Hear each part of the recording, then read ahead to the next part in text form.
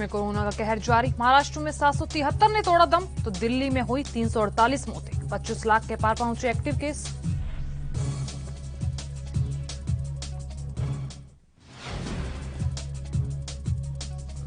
MP के इंदौर में कांग्रेस विधायक की कोरोना से मौत। 10 दिन से अस्पताल में थी भर्ती। अलीराजपुर जिले की जोबट विधानसभा सीट से थी एमएलए।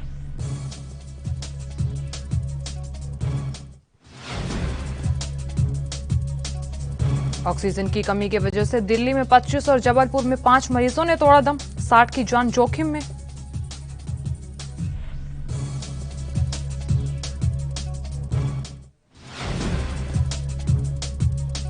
और यूपी के गाजियाबाद में ऑक्सीजन का लगा लंगर। गुरुद्वारे के प्रबंधक ने बताया सड़क पर ही गाड़ी में दे रहे मोबाइल ऑक्सीजन की सुविधा।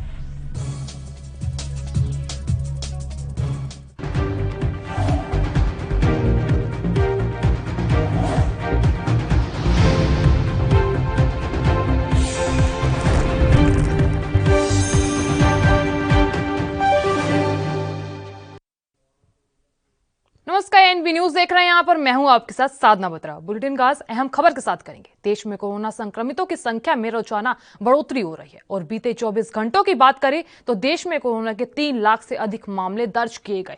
लगातार दूसरे दिन ये आंकड़ा 3 लाख के पार पहुंचा। वहीं शुक्रवार को 3,32,730 लाख केस रिकॉर्ड दर्ज हुए। ऐसे में 2,263 लोगों की मौत हो गई।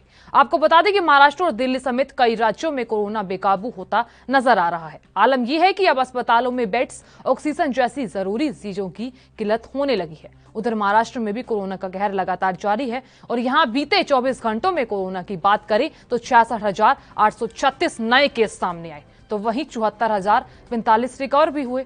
अब बात लोगों के ठीक होने की करें तो 773 लोग ठीक भी हुए हैं। महाराष्ट्र में अब एक्टिव केस 6,91,851 है। वहीं महाराष्ट्र के सीएम समेत कई नेता राज्य में वैक्सीन की कमी का मुद्दा उठा चुके हैं, लेकिन फिर भी महाराष्ट्र के कई जिलों में ऑक्सीजन का संकट अभी भी बना हुआ है। महाराष्ट्र अब ऑक्सीजन की कमी को पूरा करने में जुटा है।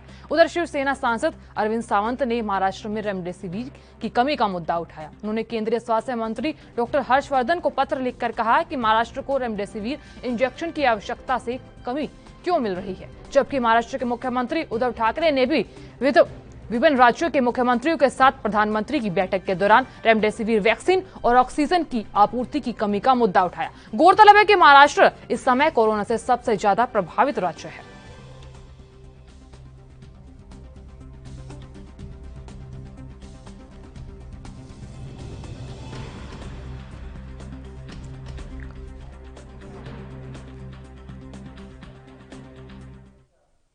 और इस खबर पर अधिक जानकारी के लिए हमारे साथ मुंबई से मुरारी सिंह जुड़े। मुरारी, लगातार कोरोना के मामले बढ़ रहे हैं और ऐसे में 3 लाख से ज्यादा केस सामने आना बेहद ही चिंता का विषय। मैं आपसे जानना चाहती हूँ कि मुंबई में क्या कुछ अपडेट सामने आ रही है। मुरारी अच्छी साधना, बिल्कुल सही कहना है। कोरोना देश की आर्थिक राजधानी मुंबई में बेकाबू हो गया है। पिछले 24 घंटे में 72 लोगों की मौत हुई है, जबकि 7,221 नए कोरोना पॉजिटिव केस पाए गए हैं।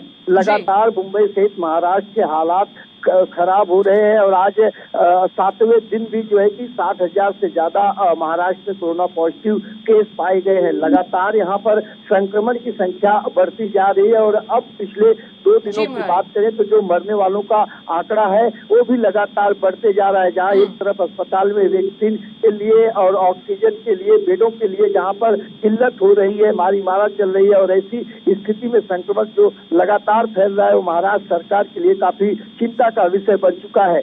जी साधना।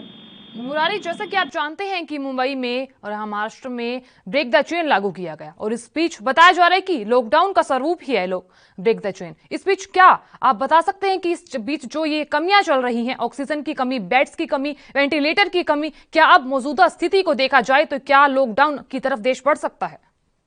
देखिए साधना, ये कहना गलत नहीं होगा क्योंकि मुंबई सहित महाराष्ट्र के हालात काफी बिगड़ चुके हैं। सरकारी अस्पताल के अलावा प्राइवेट अस्पतालों में भी बेड नहीं बचे हैं। लॉबी से लेकर सीढ़ी पैसेज में जो है गादी लगाई गई है और उस पर जो है कि कोरोना मरीजों का इलाज चल रहा है। तो अस्पताल में जगह नहीं और ऑक्सीजन की कमी है। वैक्सीन सेंटर की बात करें तो वो भी सही तरीके से नहीं चल रहा है। तो हालात पूरी तरह से बिगड़ चुके हैं, लॉकडाउन की तरफ है। और जिस तरीके से मुंबई पुलिस यहाँ तैयारी कर रही है, बीएमसी जिस तरीके से अपनी कमर कस रही है, ये कहना गलत नहीं होगा कि आने वाले 2-4 दिनों में ही उद्धव सरकार कोई बड़ा फैसला ले सकते हैं। हालांकि जो थोड़ी रियायत दी गई है, उस रियायत में इतना ज्यादा नाजायज फायदा उठाया जा रहा है आम लोगों द्वारा, और यही वजह है कि संक्रमण लगातार फैल रहा है। जी साधना, जैसा कि मुरारी आपने बताया कि जैसे हालात चल रहे हैं अब कोई कड़ा फैसला लिया जा सकता है। बहुत बहुत धन्यवाद मुरारी तमाम जानकारी देने के लिए और इस खबर पर हमारे साथ बने रहने के लिए।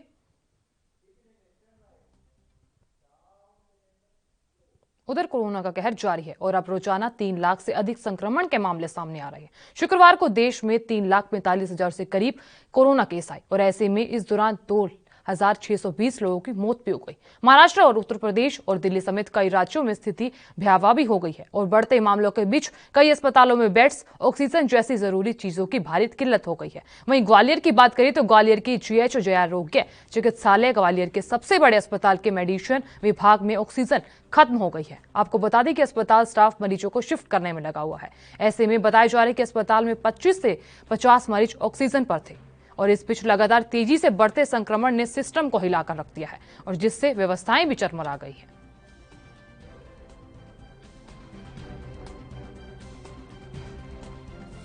आपको बता दें ये कोरोना का कहर लगातार जारी है और ऐसे में अब रोजाना 3 लाख से अधिक केस सामने आ रहे हैं, जो बेहद ही चिंता का विषय है। ऐसे में जो खबर सामने आई है कि ग्वालियर के जे आरोग्य अस्पताल में ऑक्सीजन खत्म हो गई है और इस बीच जहां ऑक्सीजन खत्म हो गई है इसी बीच शिफ्ट कराए जा रहे हैं मरीज। बताया जा रहा है कि ऑक्सीजन की कमी से देश के कई अस्पताल जूझ रहे हैं इस कमी से।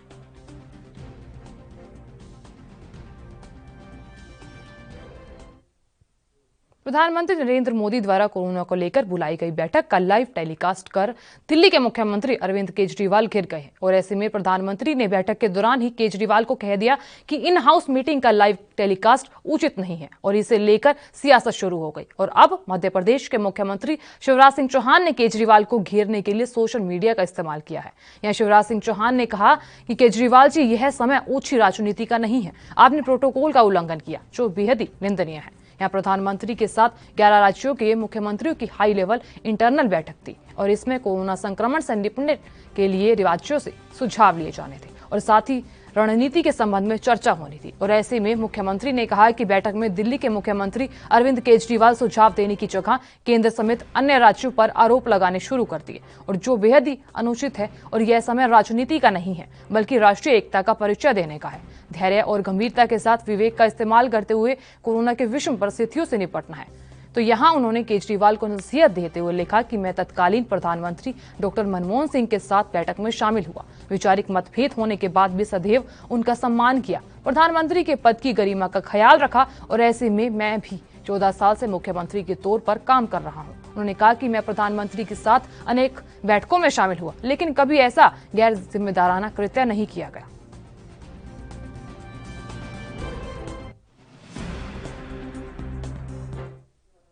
उधर देश में लगातार कोरोना के बढ़ते मामलों के बीच दवाओं की कालाबाजारी भी तेजी से देखने को मिल रही है और ऐसे में कोरोना के इलाज में बेहद अहम माने जा रहे रेमडेसिविर इंजेक्शन की मांग भी बढ़ गई है और यहां बढ़ती मांग को देखते हुए अब इसकी कालाबाजारी की खबरें भी सामने आ रही हैं और यहां शुक्रवार को दिल्ली पुलिस की क्राइम ब्रांच ने रेमडेसिविर इंजेक्शन की कालाबाजारी का बड़ा भांडाफोड़ कर 2 अलग-अलग मामलों में 2 अंतर्राज्यीय गैंग के 4 लोगों को गिरफ्तार किया और बताया जा रहा है कि पुलिस को इनके पास से रेमडेसिविर के कुल 13 इंजेक्शन बरामद हुए हैं। और इससे पहले मामले में पुलिस ने अमृतसर के रहने वाले तलविंदर सिंह और दिल्ली के रहने वाले जितेंद्र कुमार को गिरफ्तार किया था और इनके कब्जे से पुलिस को रेमडेसिविर के 3 वायल्स मिले। और इसी तरह से दूसरे मामले की बात करें तो पुलिस ने जीटीबी नगर में इस इंजेक्शन की कालाबाजारी की सूचना के बाद रेड मारी और यहां इंजेक्शन बरामद किए गए और साथ ही पुलिस ने शोएब और मोहन नाम के 2 आरोपियों को गिरफ्तार भी किया है।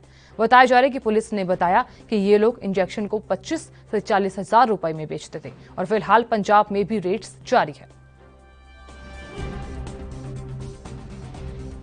आपको बता दें कि पुलिस ने आरोपियों के पास से 13 इंजेक्शन बरामद किए हैं। लगातार रेमडेसिविर इंजेक्शन की कालाबाजारी हो रही है और ऐसे में अब रैकेट का भांडाफोड़ किया गया है और बताया जा रहा है कि दिल्ली में इस रैकेट का भांडाफोड़ किया गया है और इसी के साथ कालाबाजारी करने वाले 4 लोगों को गिरफ्तार भी किया गया है।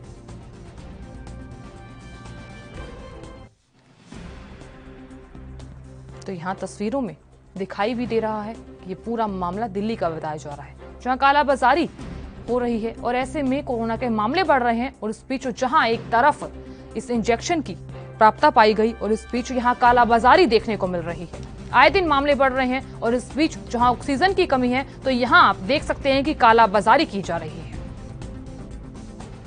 और यहाँ पुलिस प्रशासन ने कालाबाजारी करने वाले रैकेट का भांडाफोड़ भी किया है।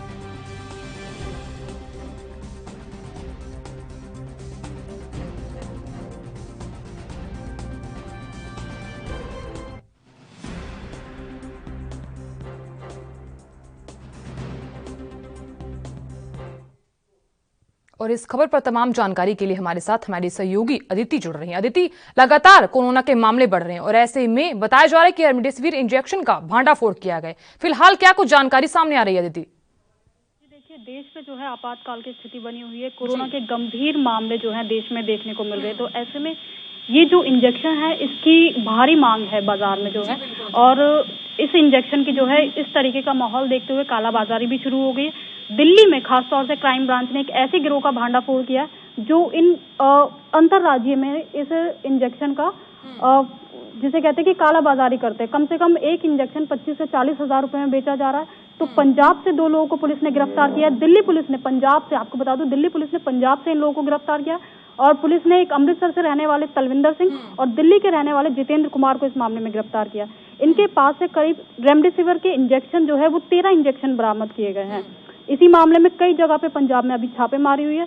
इसी सूचना के आधार पे दिल्ली के जीटीबी नगर में भी छापेमारी की गई है और वहां से भी 2 लोगों को गिरफ्तार किया गया है। वहां से जो 2 लोग गिरफ्तार हुए हैं उनका नाम शोएब और मोहन है। उन्होंने तकरीबन, उनसे जो सूचना मिली है उनसे ये पता चलता है कि अब तक जो है उन्होंने 500 रेमडेसिविर के इंजेक्शन बेच दिए हैं और तकरीबन 15 से 20 हजार में जो है 250 इंजेक्शन इन्होंने तब बेचे और 5 से 7 हजार में 250 इंजेक्शन, इस तरीके से कुल 500 इंजेक्शन जो है रेमडेसिविर के कालाबाजारी कर चुके हैं। तो दिल्ली पुलिस लगातार रेमडेसिविर के जो इंजेक्शन है उसकी कालाबाजारी का भांडाफोड़ कर रही है। बीते दिनों भी नजफगढ़ में एक रेड की थी, वहां भी जो है कुछ लोगों को गिरफ्तार किया गया था। तो लगातार देखा जा रहा है कि रेमडेसिविर की जो कालाबाजारी हो रही है तो उसमें लगातार गिरफ्तारियां हो रही है और कई जगह पे इसी तरीके से यूपी में भी जो है प्रशासन सख्त हो गया है इंजेक्शन की कालाबाजारी को लेकर। जी, जैसा दीदी आपने बताया कि लगातार भांडा भी फोड़ किया जा रहा है, तो आपका ये साफ तौर पर ये कहना है कि प्रशासन अलर्ट दिखाई दे रहा है। आपसे जानना चाहेंगे कि लगातार प्रशासन तो अलर्ट दिखाई दे रहा है, लेकिन इस बीच ऑक्सीजन की कमी, बेड्स की कमी और इस बीच अब यहाँ कालाबाजारी भी देखी जा रही है। लगातार ऑक्सीजन की कमी बनी हुई है। जितने भी मरीज हैं उनको ऑक्सीजन नहीं मिल पा रहे हैं। हर राज्य जो है ऑक्सीजन की डिमांड कर रहा है और इंजेक्शन जो है कारगर होता है कोरोना के इलाज में। और इस इंजेक्शन का खास तौर से जो लोग हैं ये मेडिकल डिपार्टमेंट से ही जुड़े हैं। आपको बता दें, जो पकड़े गए आरोपी है वो मेडिकल लाइन से है। एक तो साजो सामान का काम करता है अस्पताल में और उनके पास से, क्योंकि ये जो इंजेक्शन की कालाबाजारी है ज्यादातर मेडिकल डिपार्टमेंट के लोग इससे जुड़े हुए हैं। ये अस्पताल में से ही चोरी करके इनको बाहर बाजार में बेच रहे हैं। तो ये ड्रग का कहीं ना कहीं ड्रग कंट्रोल का काम करते हैं और दवाइयों से जुड़े हुए हैं। इस तरह के लोग ही ये लोगों की जिंदगियों के साथ खिलवाड़ कर रहे हैं। जी अदिति, बहुत बहुत शुक्रिया अदिति, तमाम जानकारी देने के लिए और जानकारी साझा करने के लिए। आगे भी आपसे जानकारी लेते रहेंगे। आपको बता दें कि पुलिस ने आरोपियों के पास से 13 इंजेक्शन बरामद किए हैं। तो ये पूरी घटना दिल्ली की बताई जा रही है, जहां रेमडेसिविर इंजेक्शन की कालाबाजारी करने वाले रैकेट का भांडाफोड़ किया गया है।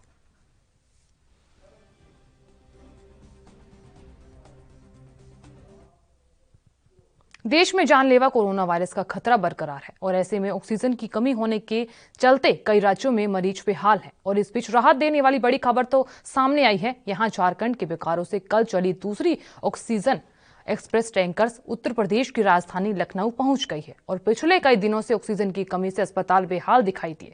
और यहां रेलवे बोर्ड के अध्यक्ष सुनीत शर्मा ने कहा कि ऑक्सीजन एक्सप्रेस ट्रेनों के प्रत्येक टैंकर में लगभग 16 टन चिकित्सीय ऑक्सीजन ले जाई जा सकती है और ये ट्रेन 65 किलोमीटर प्रति घंटे की रफ्तार से चलती है। और इसी तरह की पहली ट्रेन 19 अप्रैल को सेवा में आई थी, जब ऑक्सीजन से भरे 7 ट्रक मुंबई से विशाखापट्टनम रवाना हुए थे और इन ट्रकों को ट्रेन में लादकर इनके गंतव्यों तक भेजा गया था।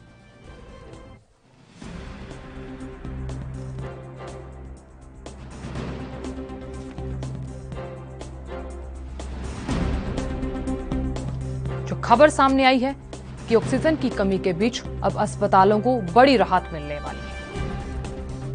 और इस बीच बताया जा रहा है कि ऑक्सीजन एक्सप्रेस की दूसरी ट्रेन लखनऊ आज पहुंच गई है। कल चली ये ट्रेन आज लखनऊ पहुंच गई है और बताया जा रहा है कि ऑक्सीजन की कमी होने के चलते कई राज्यों में मरीज भी बेहाल है और ऐसे में अब इस बीच राहत वाली खबर सामने आई है।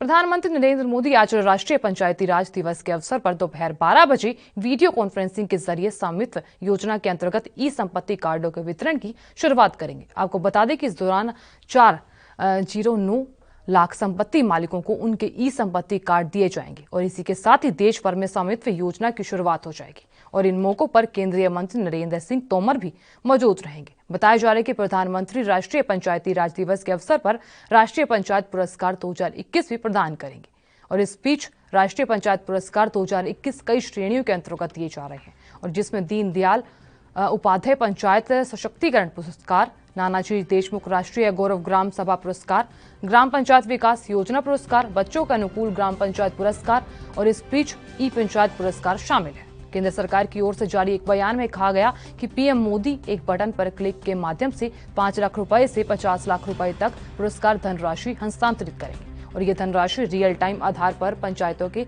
बैंक खाते में सीधा हस्तांतरित होगी और ऐसा पहली बार किया जा रहा है।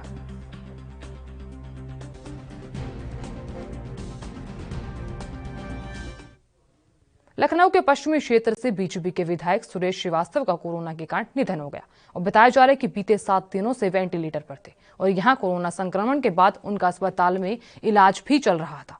बीजेपी विधायक ने 76 वर्ष की उम्र में ली यहां बताया जा रहा है कि यहां 76 वर्ष की उम्र में अंतिम सांस ली। रक्षा मंत्री राजनाथ सिंह, बीजेपी के प्रदेश अध्यक्ष स्वतंत्र देव सिंह और प्रदेश महामंत्री सुनील बंसल ने लखनऊ पश्चिम के विधायक और पार्टी के वरिष्ठ नेता सुरेश श्रीवास्तव के निधन पर गहरा शोक व्यक्त किया है और इस बीच बताया जा रहा है कि बीजेपी विधायक सुरेश चंद्र श्रीवास्तव लगभग 15 दिन पहले कोरोना संक्रमित भी हुए थे। बीजेपी विधायक के साथ उनके निजी सचिव भी कोरोना संक्रमित हुए थे और यहां बीजेपी विधायक की मौत के बाद देश के रक्षा मंत्री राजनाथ सिंह ने भी अपने ट्विटर हैंडल से ट्वीट करते हुए बीजेपी विधायक की मौत पर दुख जताया है, उनके परिवार के प्रति अपनी संवेदनाएं व्यक्त की। तो यहाँ रक्षा मंत्री के ट्वीट को आप यहाँ भी देख सकते हैं।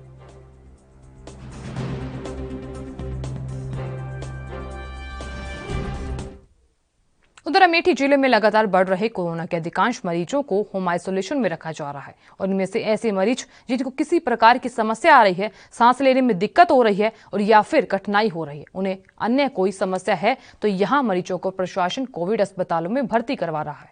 हालांकि चाहे मरीज अस्पताल में हो या फिर होम आइसोलेशन में, जिला प्रशासन और स्वास्थ्य विभाग की ओर से दोनों ही परिस्थितियों में सभी मरीजों को आवश्यक दवाई पहुंचाई जा रही है। लेकिन इसके बावजूद तमाम जीवन रक्षक औषधियां ऐसी भी हैं जिनकी जरूरत आम जनमानस को हमेशा पड़ती है और ऐसे में जब कोई कोविड पॉजिटिव मरीज घर में निकल आता है तो तमाम छोटी मोटी समस्याएं अन्य लोगों को भी नजर आने लगती है और इस समय सरकार के द्वारा सभी अस्पतालों की ओपीडी सर्विस बंद कर रखी है।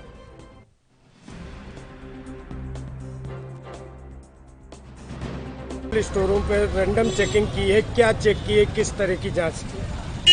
जिलाधिकारी महोदय के निर्देशानुसार जनपद में स्थित, तहसील में स्थित जो मेडिकल स्टोर्स है वहाँ पे चेक किया जा रहा है कि कहीं होर्डिंग की समस्या तो नहीं है। ये भी चेक किया गया जो कि इसेंशियल मेडिसिन है, पैरासीटामॉल हो गए, इस सब कोविड को दृष्टिगत देखते हुए आइवरमेक्टिन हो गया, इन सब की स्टॉक सफिशिएंट अमाउंट में है कि नहीं है। अगर कोई होर्डिंग की समस्या आती है या किसी मेडिकल शॉप के द्वारा कोई होर्डिंग की जाती है तो उनके खिलाफ भारत में हर दिन कोरोना वायरस की दूसरी लहर का कहर बढ़ता जा रहा है और देश में पिछले 2 दिन से लगातार 3 लाख से ज्यादा कोरोना के नए मरीज मिल रहे हैं और बताया जा रहा है कि 2,500 से ज्यादा लोगों की जान जा चुकी है। और इस बीच एक रिपोर्ट में दावा किया गया कि भारत में आने वाले दिनों में कोरोना वायरस का कहर और ज्यादा बढ़ेगा। और मई में हर दिन 5,000 से ज्यादा लोगों की जान जाएगी। यानी कि अब अप्रैल से लेकर अगस्त तक 3 लाख से ज्यादा लोगों की मौत होगी। वाशिंगटन विश्वविद्यालय में institute for health matrix and evaluation की ओर से कोविड-19 की आगामी स्थिति पर अध्ययन किया गया। 15 अप्रैल को प्रकाशित इस अध्ययन में कोविड टीकाकरण अभियान के बावजूद दूसरी लहर के लंबे समय तक कहर बरपाने की आशंका जताई गई है।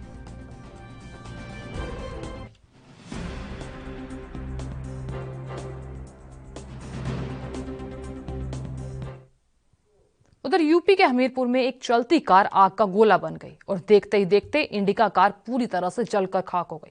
गनीमत ये रही कि ड्राइवर आग लगने से पहले ही कार से उतर गया और बताया जा रहा है कि जब तक फायर ब्रिगेड की टीम मौके पर पहुंची, कार पूरी तरह से जलकर खाक हो गई थी। और पूरा मामला हमीरपुर के मामला सदर कोतवाली क्षेत्र के NH 34 श्री सागर गेस्ट हाउस के पास का है। तस्वीरों में आप साफ तौर पर देख भी सकते हैं कि आग ने किस कदर विकराल रूप धारण किया हुआ है।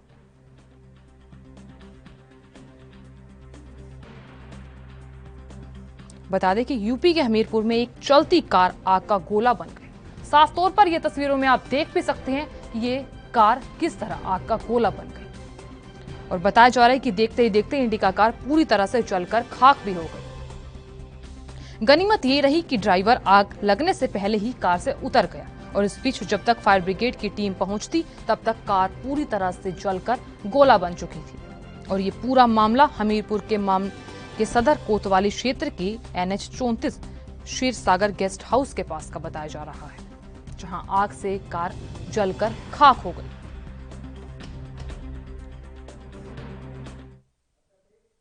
उधर यूपी के अमेठी में जिला प्रशासन और पुलिस प्रशासन के लाख प्रयास के बावजूद आचार संहिता की खुलेआम धज्जियां उड़ाई जा रही हैं। वहीं देर शाम दर्जनों मोटरसाइकिल के साथ नारा लगाते और हुदंग बाइक रैली निकालते हुए दिखाई दिए। यहां बताया जा रहा है कि अमेठी में पुलिस प्रशासन की कानून व्यवस्था की खुलेआम धज्जियां उड़ाई गई। जानकारी के मुताबिक जनपद की सदर तहसील गोरीगंज में ये बाइक रैली निकाली गई।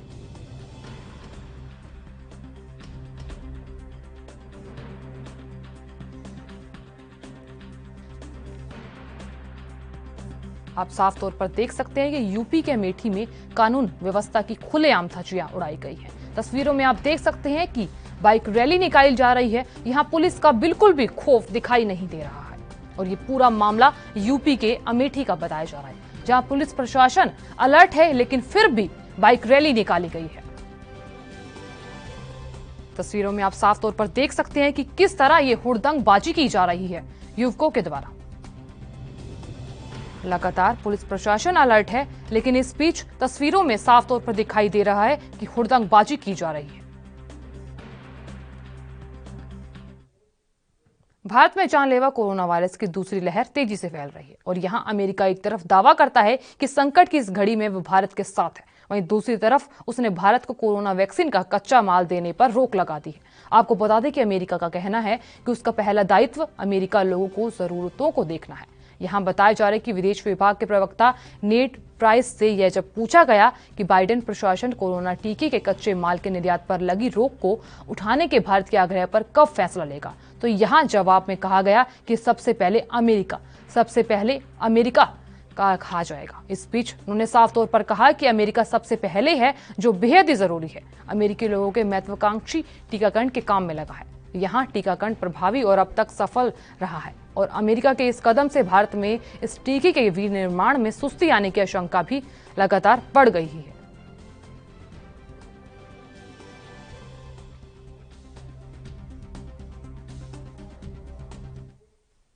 फिलहाल के लिए इस बुलेटिन में इतना ही। आप देखते रहिए ANB न्यूज। नमस्कार।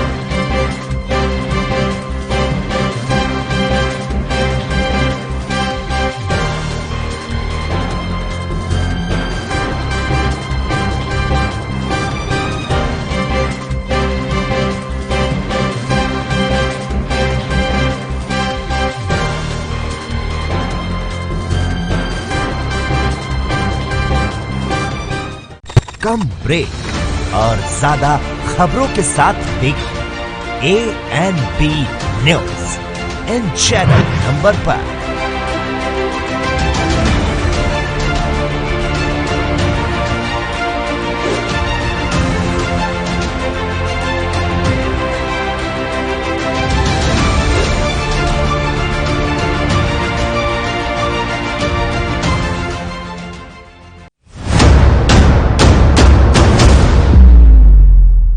हक की बात दोपहर 12 बजे सिर्फ ANB न्यूज पर।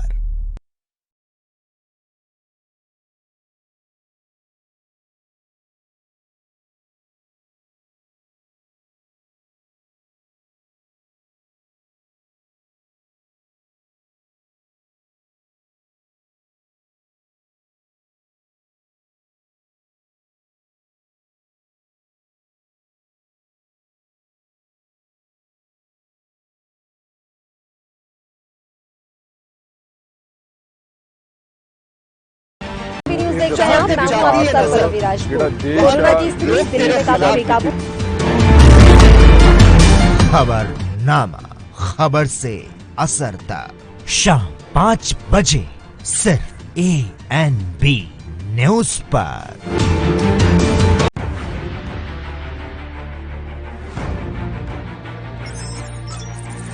खबर चाहे सियासत की हो या सरकार की, खबर चाहे भ्रष्टाचार की हो या गुनहगार की, दिन भर में क्या रहा देश जगत का हाल, किस मुद्दे ने बनाई किसकी सरकार, रखते हैं हम सब पर नजर, पहुंचाते हैं हम हर खबर। हम हैं ANB न्यूज।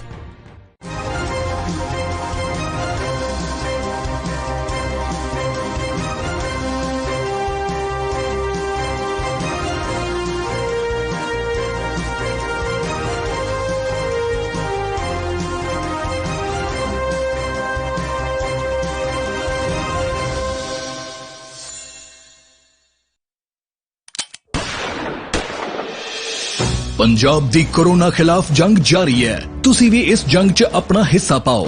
अज ही अपना टीकाकरण करवाओ। मुख मंत्री कैप्टन अमरिंदर सिंह दी अगवाई वाली पंजाब सरकार ने पंजाब भर च टीकाकरण दे पुख्ता इंतजाम कीते हुए ने।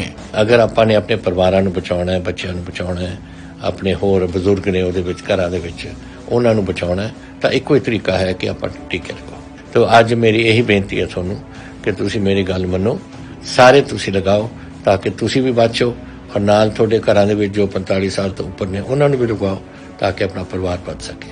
पहली डोज लगन तो 4 हफ्तियां बाद दूजा डोज लगेगा। टीकाकरण उपरांत तुहानूं हल्का जिहा बुखार आ सकदा है, जिस ते घबराउण दी लोड़ नहीं। किसी भी तरह दी अफवाहां च ना आओ। टीकाकरण संबंधी मन विच कोई शक है तां 104 हेल्पलाइन ते कॉल करो। कोविड टीकाकरण पंजाब लई, अपने परिवार लई।